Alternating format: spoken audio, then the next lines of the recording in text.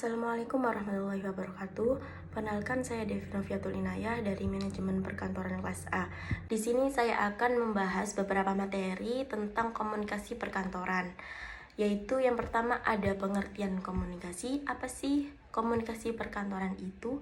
Kemudian ada fungsi komunikasi, kemudian ada faktor penghambat komunikasi, kemudian ada prinsip-prinsip komunikasi, dan yang terakhir ada pelayanan komunikasi kantor. Kemudian materi selanjutnya akan saya jelaskan mengenai tentang pengertian komunikasi. Komunikasi kantor adalah proses penyampaian informasi, instruksi, atau perintah mengenai pekerjaan atau tugas.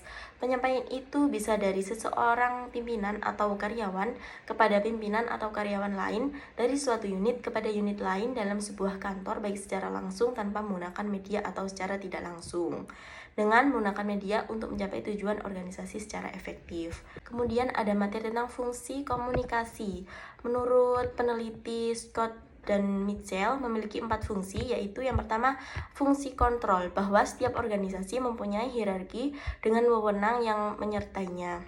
Kemudian ada fungsi motivasi. Fungsi ini biasanya dilakukan melalui pemberian feedback kepada bawahan mengenai apa yang telah mereka lakukan.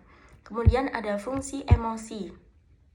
Pada dasarnya, salah satu tujuan bekerja adalah melakukan interaksi sosial melalui komunikasi formal maupun informal.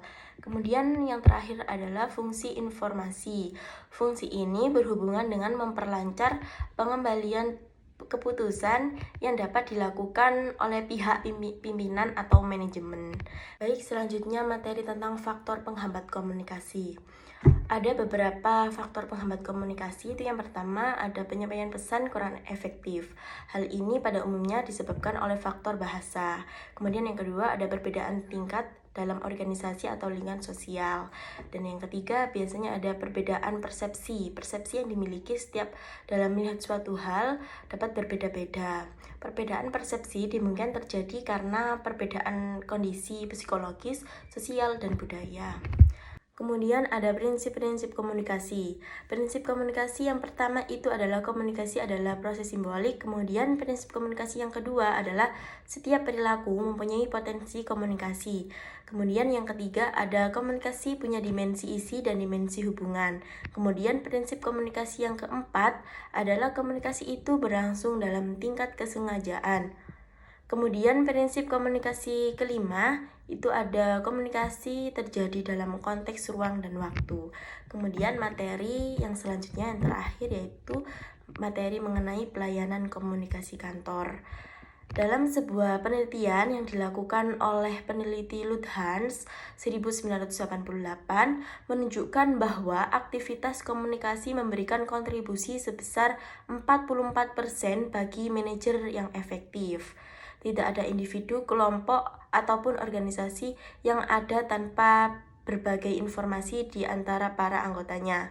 Chester Barnard menyatakan sebuah organisasi lahir ketika ada orang yang mampu berkomunikasi.